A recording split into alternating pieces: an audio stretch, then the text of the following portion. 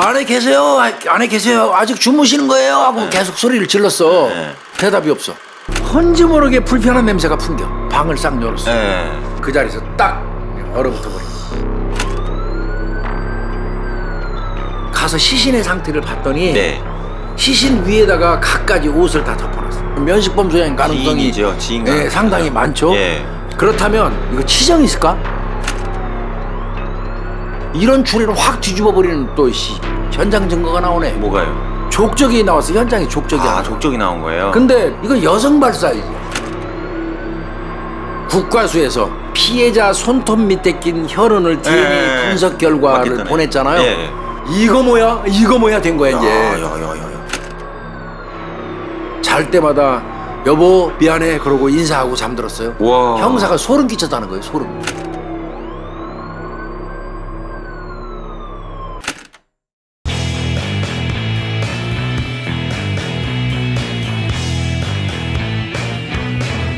예, 오늘 제가 소개해드릴 제품은요, 오늘도 맘껏 발효 곤약라면. 이전에 우리 채널에서 광고 이미 했었습니다. 그런데 이제 아마 새롭게 업그레이드 해가지고 출시하시는 것 같습니다. 오늘도 맘껏 매운맛 시리즈, 그러니까 맵부심이라고 그러죠. 맵부심. 매운 거 좋아하시는 분들, 맵부심이 강한 분들을 위한 매운맛 라면. 아주 매우 맵습니다. 이거 저는 엄청 싫어합니다. 중독성이 있는 칼칼한 맛을 좋아하시는 분들을 위한 얼큰한 김치라면, 감칠맛 나는 짜장을 좋아하시는 분들을 위한 매운 짜장면. 이렇게 세 가지 신제품인데요, 이게 일반 라면보다 칼로리하고 나트륨은 확 줄였어요. 그리고 단백질하고 식이섬유를 포함시켜서 건강한 한 끼의 식사가 충분히 될 거라고 생각됩니다. 가격은 10개 세트에 41,000원인데 21% 할인해가지고 32,000원에 판매한다고 하시고요. 많이 좀 이용하시고 드셔보시고 건강도 지켜보시라고 이렇게 권하고 싶습니다. 구매하는 방법은요, 네이버 창에다가 그녀의 라이프 N 이렇게 검색하시거나 댓글 상단에다가 주소를 올려놓을 테니까 참고하시기 바랍니다.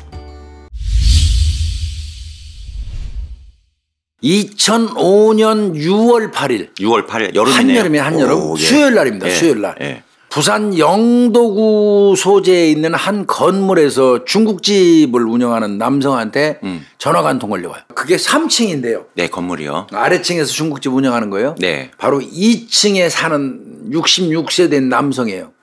그 남성이 이제 2층에 사는 사람이 이를테면 왕 사장님, 아유 내가 아침부터 죄송한데 내가 지금 일 때문에 지방 내려와 있거든요.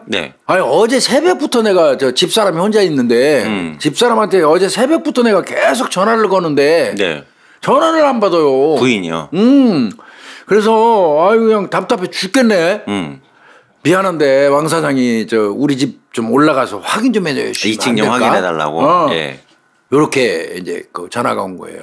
근데 이 중국집은 또 인연이 있어요. 2층 남자하고. 어떤 게 있냐면 그 2층 남자 지금 전화 건 사람의 아들이 원래 1층에서 중국집을 했었어. 2층 사는 아저씨의 아들이 원래 중국집을 운영했다가 이제 그 지금 본인이 이제 왕 사장이 맡은 거예요. 이를테면. 그러니까 이제 인연이 있는 거예요. 아들이 1층에서 중국집을 할 때 1층에서 2층으로 오르내리려니까 좀 귀찮아. 그래서 중국집에서 그 안쪽으로 2층으로 올라갈 수 있는 통로를 만들어 놨어요. 가서 쉬시게 중간중간에. 그렇게 아들이 2층하고 1층이 통하게 중국집 운영할 때 통로를 만들어 놓은 거예요. 근데 물론 지금 폐쇄하고 왕 사장은 따로 하지. 그런데 이제 이분이 부탁을 한 이유는 글로 올라갈 수 있으니까 자기 집을. 잠겼어도 글로. 왜 그러냐면 다른 친구를 한번 시켜가지고 집에 가서 아내가 있는지 여부를 확인해 달라고 하는데 그 친구가 가는데 문을 아무리 두들겨도 안 열어주기 때문에 못 찾는다고 얘기를 했어. 그러니까 그 사람한테 부탁 못하고 곰곰이 생각해 보니까 우리 아들이 중국집 할 때 2층하고 통로 만들어 놨지. 왕 사장한테 부탁하면 바로 그 통로로 해서 우리 집으로 들어갈 수 있겠구나. 뒷문으로 들어가면 되니까. 그래서 부탁을 한 거예요. 그래서 진짜 말 그대로 그 통로를 이용해서 2층으로 올라간 거예요. 2층으로 올라갔어요. 오전 시간 되잖아요. 10시인데. 10시인데 오전 시간 되었지만 창문이 전부 닫힌 상태예요. 2층이. 집안이 캄캄하고 아주 조용해. 사람이 없는 것 같은 거야. 그래서 이제 거기 가자마자 안에 계세요, 안에 계세요, 아직 주무시는 거예요 하고 네. 계속 소리를 질렀어. 네. 그래도 대답이 없어. 네. 이상하다 생각하는데 코끝에 뭔지 모르게 불편한 냄새가 풍겨. 계세요 계세요 하면서 두들기면서 방을 싹 열었어. 네. 근데 그 방문을 여는 순간 그냥 그 자리에서 딱 그냥 얼어붙어 버린 거야. 사모님 돌아가신 거예요? 시신 발견.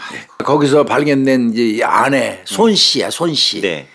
58세입니다. 이 두 사람은요, 둘이 살아요. 2층에서 주말 부부입니다. 그리고 평소에 한 2, 3일에 한 번 정도 이렇게 안부 별일 없어 그러고 전화 주고받는 그런 사이예요. 2, 3일 정도. 그리고 이제 금요일 정도는 오시겠지. 네. 뭐 이런 형태로.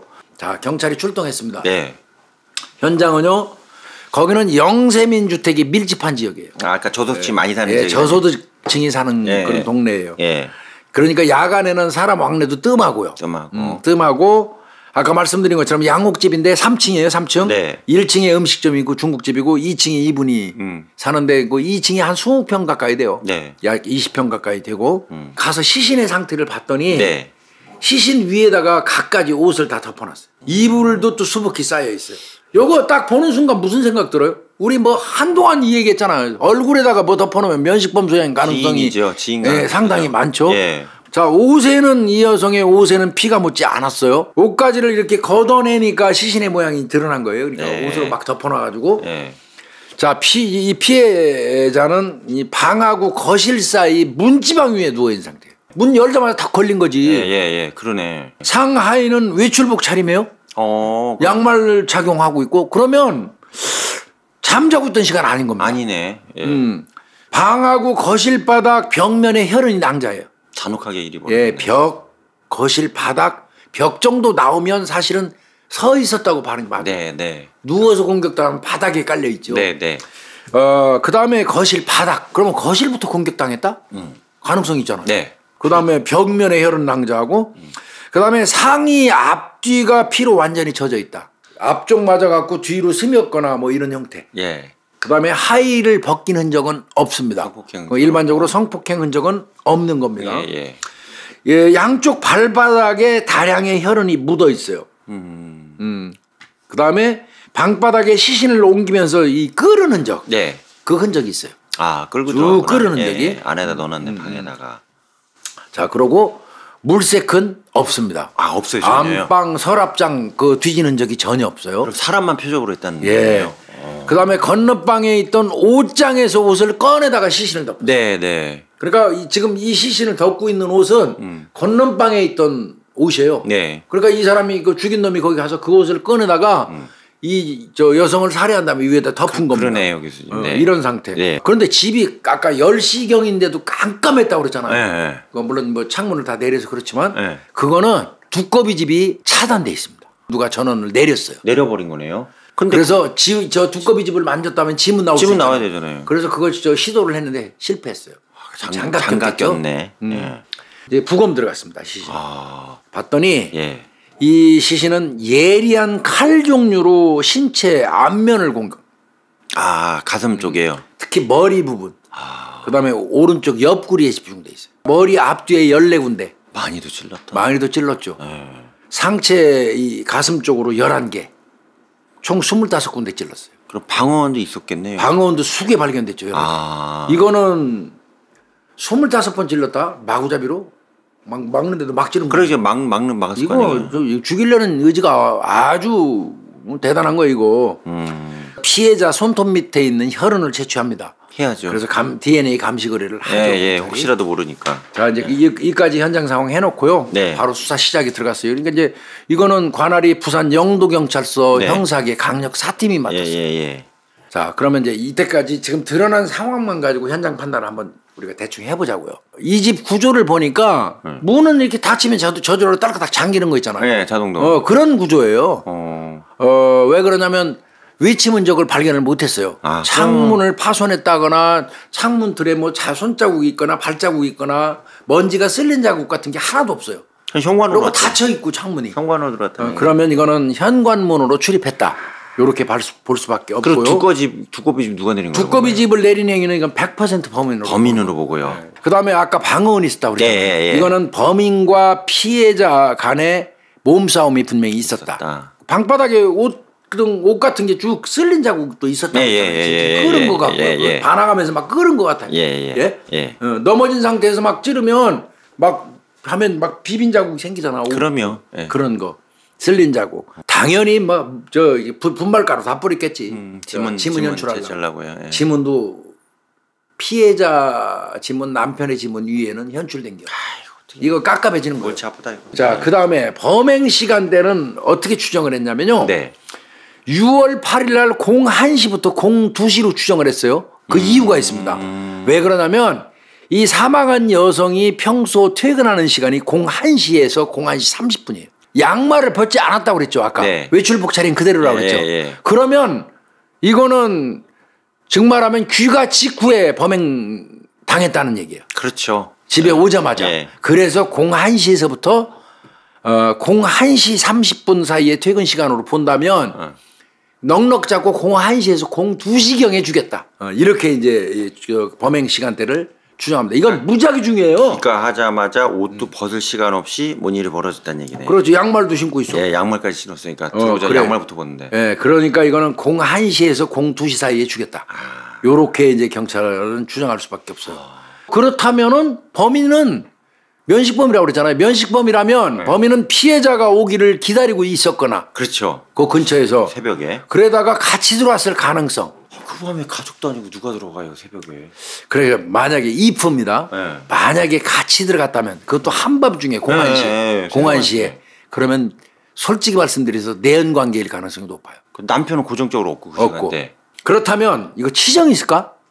내연이라면 이거 치정관계. 금전관계로 인한 면식범 수행은 아닐 가능성이 높아. 오히려. 금전관계는 밤늦게 올 일은 없죠. 그러니까.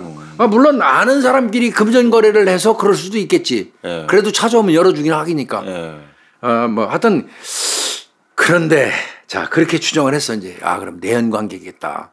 그럴 수도 있겠다. 이렇게 판단을 딱 했는데 이런 추리를 확 뒤집어 버리는 또 현장 증거가 나오네. 뭐가요? 이게 뭐냐면 족적이 나왔어. 현장에 족적이 하나. 족적이 나온 거예요? 근데 별무늬 모양의 족적인데 네.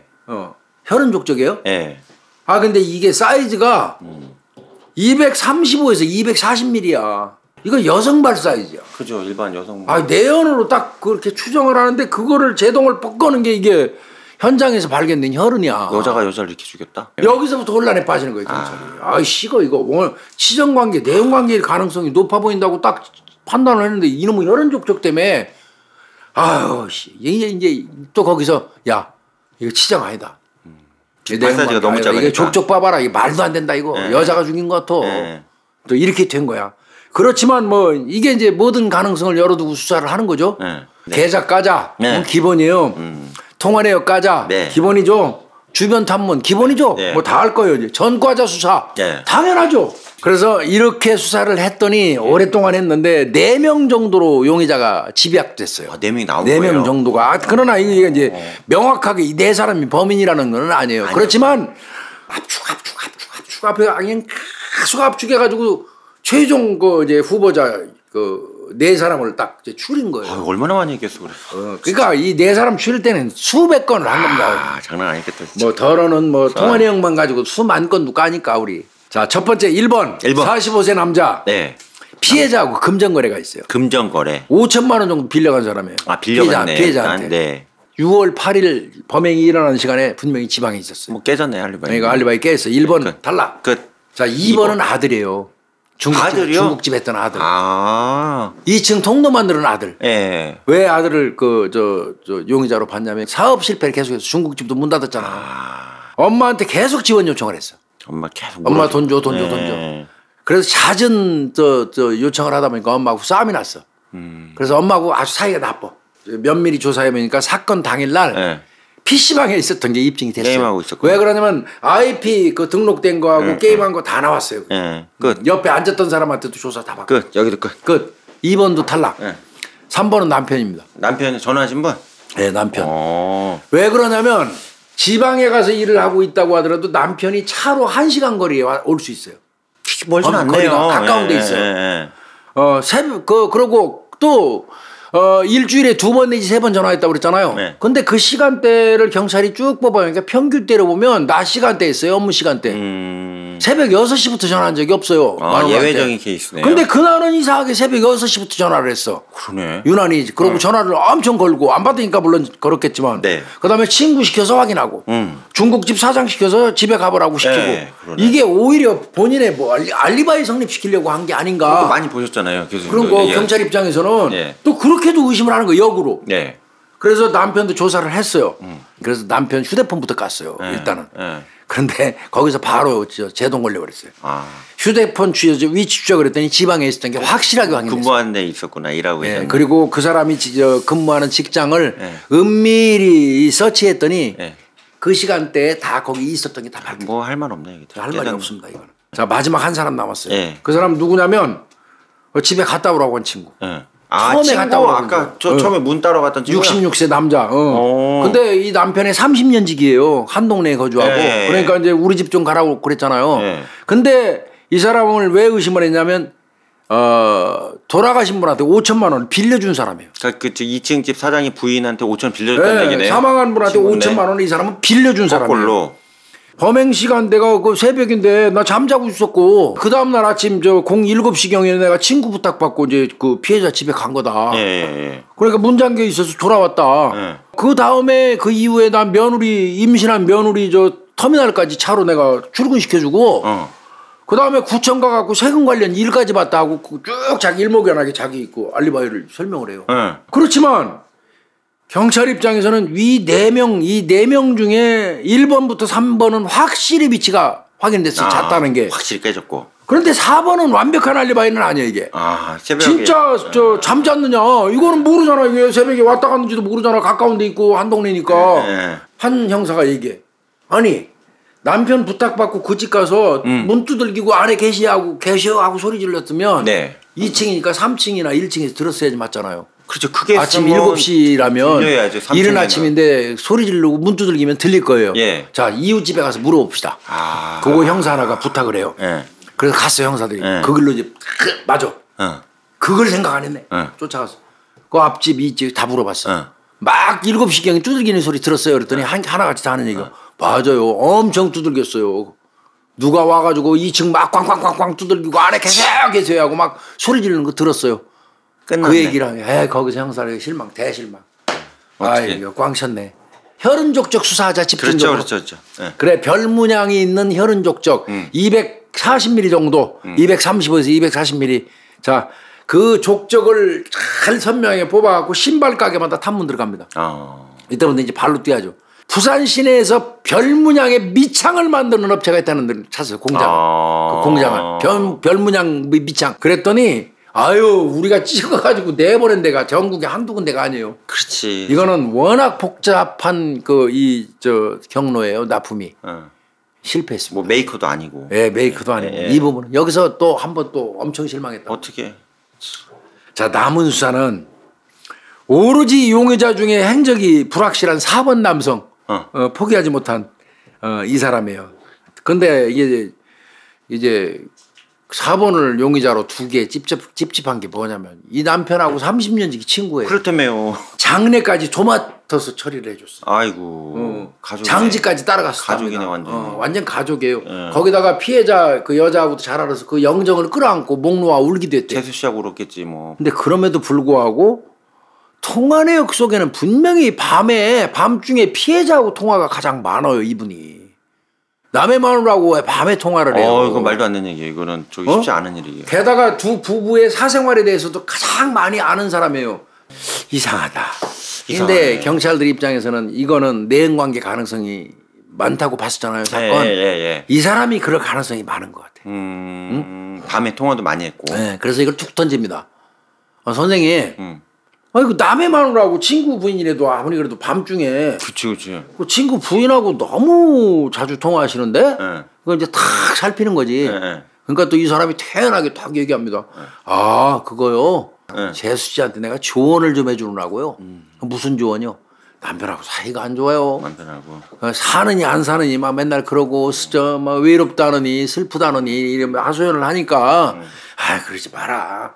내가 이런 조언 같은 거를 해주느라고 내가 전화를 많이 한 겁니다. 이렇게 진술했어요. 그럴싸하네. 근데 그 말 들을 때 형사들 그거 좀 그렇죠. 거시기하죠. 네, 그거 밤에 그거 해요. 그걸 왜 그 얘기를 할 필요 없지. 그래서 야 안 되겠다.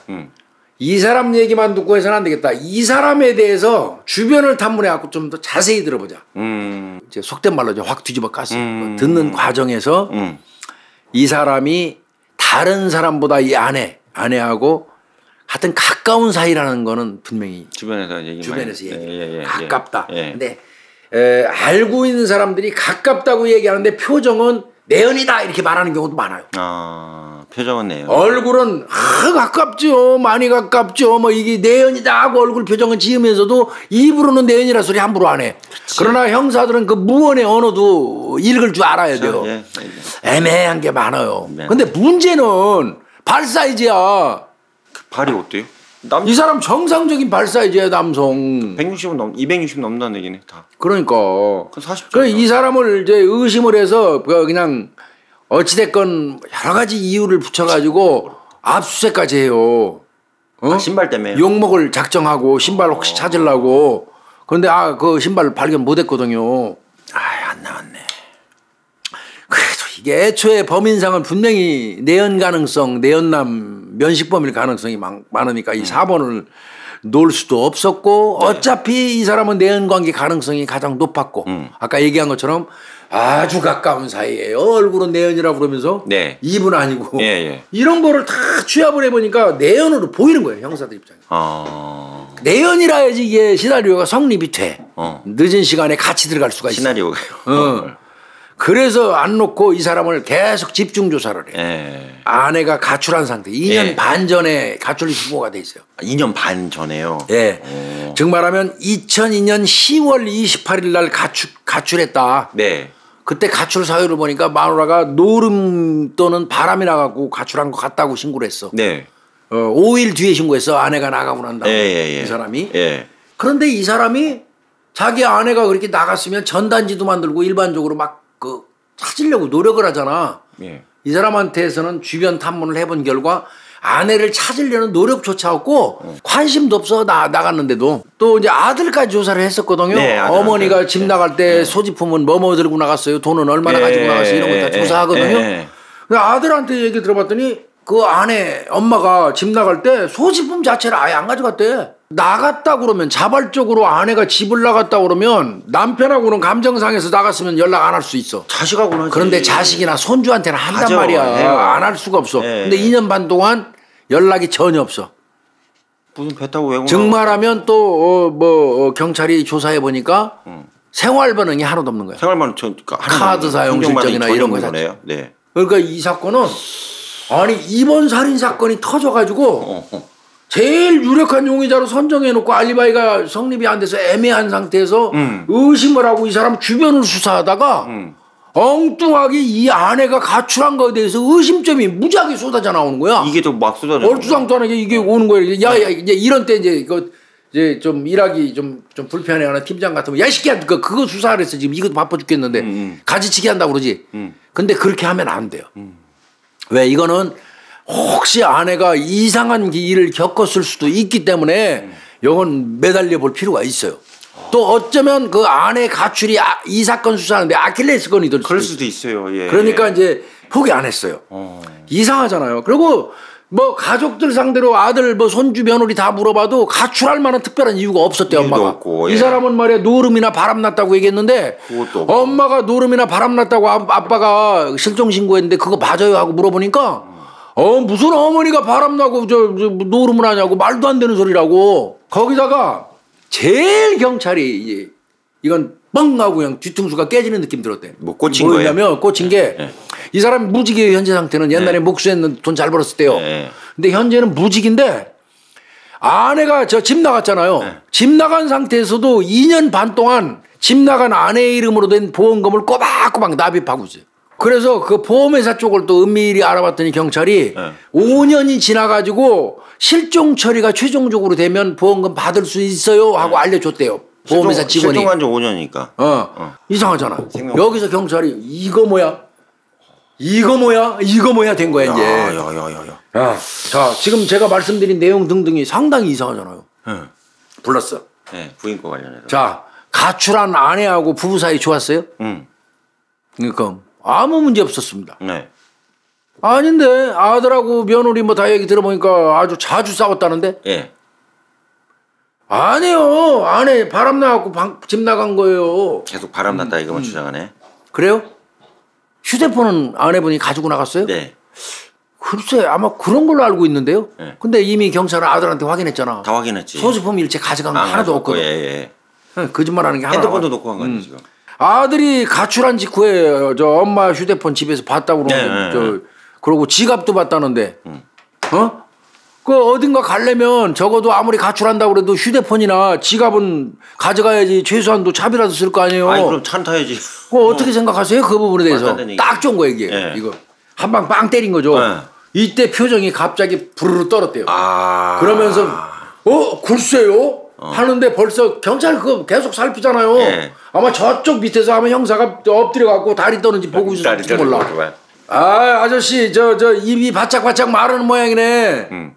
야 물 갖고 와. 물 갖고 와. 형사가 탁 갖고 줘. 근데 그 물컵은 절대 이런 거 안 줍니다. 뭘 줘요? 형사들은 꼭 반드시 가득 담아갖고 종이컵 줘요. 개떨도 떨면서 물을 줄줄줄 흘리는 거예요. 그 뭐가 이제 확증적으로 오네. 네, 여기서 형사들이 뭔가 이거 아내 거 가출 관련돼서 여기서 뭔가 이거 아내도 이상했다 이거. 아내도 이상 있네. 그날은 아내에 대해서만 집중적으로 질문했어요. 야, 아내에 대해서. 제대로 공략당했네. 자, 그렇게 하고 이제 다시 불러서 조사가 들어갈 상황이에요. 네. 그런데 네. 국과수에서 뭐가 왔어요? 아까 피해자 손톱 밑에 낀 혈흔을 DNA 분석 결과를 맞겠다네. 보냈잖아요. 예. 그게 뿅 하고 날라왔는데 예. 그거 형사들 보고 그냥 깜짝 놀란 겁니다. 왜요? 그게 이 사람 거예요. 아 남편의 친구. 예, 4번 이 사람인 거예요. 그러면 얘가 범인인 거예요. 그 살인 사건은 죽은 살인 사건은 이제 볼 것 없이 그 범인인 거예요, 이놈이. 그러네. 바로 검거하느냐 그렇다고. 그럼 바로 검거하냐? 노. 왜 이게 바로 검거하면 안 되냐면 네. 자 죽은 분의 손톱 밑에 피가 껴 있다는 얘기는 네. 범인일 가능성이 99.9%예요. 예, 그렇게 그럼에도 말이죠. 불구하고 그 공간 0.1%가 보충이 되지 않으면 안 되는 수가 있거든요. 그게 이제 어떤 경우냐면 얘가 만약에 이제 딱 잡아서 너 이 새끼 범인이지 바로 긴급 체포했어. 손톱 밑에서 이 새끼야 피해자 혈흔 나왔어. 네 혈흔 나왔어 새끼야. 이러면 이거 네가 범인이지 잡으면 얘가 뭐라고 그러냐면 몸싸움은 했어요. 그날 가서 돈 주고 받는 것 때문에. 그리고 내연 맞아요. 그 몸싸움이 있었어요. 내가 싸우다가 난 나왔어요. 그 길로. 그 집에 와서 잤어요. 그럼 어떡할 건데? 애매하네요 또 진짜. 이거 염두에 둬야 돼요. 이거를 염두에 안 둬갖고 형사들이 성급해서 급하게 하다가 범인 다 잡아놓고 가서 법정 가서 뒤집어갖고 무죄 떨어지는 거예요. 그러냐 그렇죠. 이거 정말 우리 후배들 제발 명심해야 됩니다. 명심. 4차 조사 들어갔어요. 네. 증거 안 내놓으면 나 아무 말도 안 할 거야. 지금부터 나 무피권 행사할 거야. 아이고. 딱 끊어요. 아저씨 우리가 지금 증거도 없이 아저씨 이렇게 하는 줄 아세요? 그렇지. 증거 이렇게 하시면 안 돼. 이렇게 하시면 정말 죄 2번 짓는 거야. 죽은 사람들에 대해서 2번 죄 짓지 마셔. 네. 어? 그래도 한때는 당신이 사랑했던 사람들 아니야. 죽은 사람들이네. 들이라고 붙여버렸어요. 야. 형사가. 아들이나 손주나 며느리야. 지금 현재 다른 가족들도 생각을 해야지. 그리고 그 돌아가신 분들 원이라도 풀어주는 게 그게 당신이 마지막으로 할 일 아니겠어? 딱 이렇게 때린 거예요. 한 방 때린 거예요. 그런데 그때 얼굴을 쳐다보니까 예. 눈도 마주치지 못하고 형사하고 응? 손을 부들부들 떨고 있더라는 거예요. 문화재 직전이었네. 물은 여전히 안 시키더래. 예. 이게 종이컵 놀이자 걸린 거야 이제. 예. 죄송하지만 담배 하나만 주십시오. 끝이죠.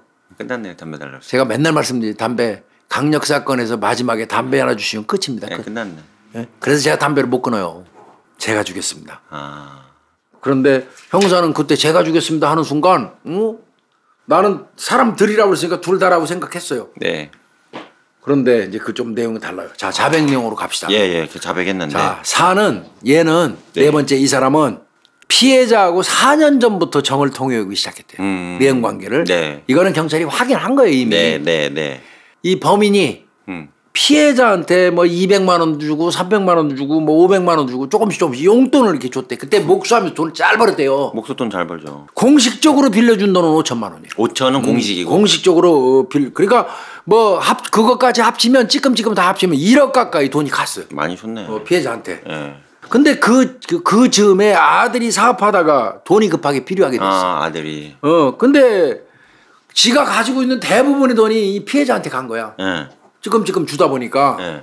그러니까 뭐 집도 그 저당해가지고 지금 아들 사업하는데 보내야 할 입장이고 그 돈이 급해. 예. 근데 이제 보니까 한 500만 원 정도가 우선 급해. 네. 그래서 아예 뭐 당연히 내가 500도 주고 200도 주고 5천만 원 빌려줬으니까 바로 피해자 찾아갔어. 500만 원 지금 당장 급한데 좀 줘. 그랬더니 피해자가 당신은 그 돈 없어도 충분히 잘 살잖아. 돈 많잖아. 그러면서 나 지금 돈 없어. 이렇게 딱 까버린 거야. 그래서 이제 복수를 하려고 마음을 먹고 5월 28일 날 새벽 2시경에 피해자 집에 찾아가 가지고 현관 입구에다가 흰날을 뿌리고 불을 질렀어요. 1차 시도했어요. 아, 이게 집에 있는 거 알고 불 질렀네요? 예, 불 질렀어요. 그런데 불이 타들어가면서 가스통이 터진 바람에 피해자가 깨어나 가지고 안 죽었어요. 아. 그 1차 시도가 한 번 있었어요. LP 가스통이 터졌구나. 그래서 두 번째로 한 게 6월 8일 날 01시경에 예. 그날이죠. 예. 피해자가 1시경에 퇴근한다는 거 알고 있잖아요. 네. 나가면서 등산모 딱 썼어요. 예. 그리고 장갑 딱 착용했어요. 그래서 짐은 안 나온 거예요. 등산 배낭에다 칼을 딱 담았어요. 예. 그 칼을 담고 출발. 가만히 생각하니까 집을 나서 생각하니까 족적에 의해서 범인 많이 걸린다더라. 그렇지. 그게 신경이 딱 쓰였어. 아이고, 이것도 알았네. 그래서 자신의 차에 보관해둔 트렁크를 열고 네. 차에 보관해둔 그 신발은 피해자 등산용 신발입니다. 피해자 등산 신발이요? 둘이서 내연관계 맞으면서 둘이서 그 등산도 댕겼어요. 그런데 그 등산 댕긴 신발을 자기 트렁크에 놔둔 거야. 왜? 여자는 다른 데 간다고 나와가지고 만나서 등산 보고 가고 등산화 갈아 신고 얘하고 같이 등산 댕겼기 때문에. 그렇게 할 수 있죠. 그러니까 그게 피해자 신발이에요. 그리고 01시 30분경에 퇴근한 피해자를 근처에서 만나요. 집 근처에서. 그래서 내연관계니까 함께 집으로 들어갔죠. 그날도 물어봤어요. 내가 그 좀 준비해달라 했던 500만 원 됐어? 그때 해준다고 그랬으면 살인사건 안 났어. 나 돈 없어. 돈 없어? 여전히. 거기서 그냥 즉시 배낭에 칼 들고 갔잖아요. 네. 칼날이 적어요. 네. 칼날이 작기 때문에 마구 찔러도 즉사 안 해요. 그래서 심하게 반항을 했다는 거예요. 그러니까 그 칼은 이 사람이 제작한 칼이에요. 수제예요? 네. 그걸로 마구 찔렀는데 칼날이 적다 보니까 즉사를 안 한 거예요. 깊이 안 들어가요. 그러니까 반항이 심했겠죠. 그러니까 자신도 흥분해서 마구 찔른 거예요. 그러니까 25군데나 찔른 거예요. 그리고 정신 바짝 차려보니까 자기 이미 양말까지 피가 잔뜩 젖어 있다는 거야. 그러니까 여기 놀랬어. 네. 그래서 현관으로 가고 그 피해자 등산화를 신었어. 그걸 신고 다시 방으로 들어와서 장롱에서 옷가지 같은 거 해가지고 시체 덮고 신발 신고 옷 덮고 시신 발견을 늦추려고 두꺼비 집에서 열고 차단 스위치 내리고 그 길로 현관문 귀가해버린 거예요. 그래서 혈흔족적이 안방에서 그 현관으로 향한 겁니다. 자, 그러면 완료된 거죠, 그렇죠? 요거는 완료된 거죠. 완료된 거예요. 예. 자, 사망하신 분은 손 씨라고 그랬죠. 지금부터는 이 사람 성을 얘기할게요. 권가입니다. 66세 남자 목수 권가입니다. 권가. 자, 손 씨 죽인 사건 끝. 그러면 아내는 어디 있어요? 이렇게 물어봤어요. 얼떨결에 이놈이 집에 있어야 해버린 거예요. 가출한 거라면서요. 그러니까 그때부터 꿀먹은 벙어리가 돼버렸어요. 그러니까 형사 또 하나 더 떠요. 이 사람이 그 즈음에 또 이사도 했거든요. 어느 집에 있다는 거요. 이사하셨으니까. 어느 집에 있다는 거요. 네. 또 한 번 더 까고 들어갔어요. 그러니까 지금 사는 집이요. 묻었군요. 이거를 형사가 있잖아요. 눈빛 바꾸고 표정 바뀌면서 놀란 표정으로 묻었다는 거예요? 막 이렇게 하면 이거는 효율적인 그 수사가 안 돼요. 사실 형사도 벌렁벌렁하죠. 그래도 아주 탄하게 이미 다 알았다는 듯이 얘기하는 거예요. 그럼 묻었군요. 묻었구나. 이런 식으로 가는 거죠. 네. 거실에 묻었습니다. 세상에 지가 자빠져 자는 그 거실에 묻은 거예요. 거기서 잤단 얘기 아니에요 지금? 안방 거실 겸 부엌이에요. 그것밖에 없어요. 왜 죽였어요? 그죠? 네. 이 조사가 엄청 중요해요. 왜 죽였어요? 저를 무시해서요. 무시했다 사람. 싸우다가 엉겹결에 목 졸라 죽였어요. 아이고, 진술한 겁니다. 그래요. 결국 그 아내는 그 당시에 58세였어요. 2002년 10월 28일 날. 2002년이요. 예, 2002년 10월 28일 날 살해하고 네. 목을 졸라 살해하고 방 안에 있는 그 맨 구석 바닥을 팠어요. 아, 그래서 그 시신을 거기다 집어넣어 놓고 네. 밀어넣어 놓고 흙으로 덮은 다음에 네. 시멘트 발라버린 거예요. 공사하던 사람이니까. 진짜 못했다 이거. 사람도 아니다 이거. 자기 아내를 우리가 저 발굴하러 갈게요. 네, 그랬더니 할 말 있어요. 네. 뭔데요? 네. 또 뭐지? 머리는 안방에 있어요. 머리가 있는 위치가 어디냐면 가보니까 네. 피의자가 자빠져 하는 침대 머리맡이에요. 그럼 뭐 자기 아내 밑에 진짜 이거 완전 머리에다가 두고 잔 거예요. 와. 형사가 소름 끼쳤다는 거예요. 소름. 야, 이 그래서 사이코패스. 아니 잘 때 안 무서웠습니까? 네. 당신 죽인 사람 머리가 있는 데다 거기다가 침대를 놓고 거기 자요. 네. 머리맡에 두고 네. 안 무서웠어요. 아주 가까운 곳에 같이 있다는 생각이 들어서요. 네. 전혀 안 무서웠고요. 네. 잘 때마다 여보 미안해 그러고 인사하고 잠들었어요. 이거 또라이입니다 이거. 시간다 이건. 실제로 거기서 발굴했습니다. 요놈은 무기 받은 걸로 알고 있습니다. 네.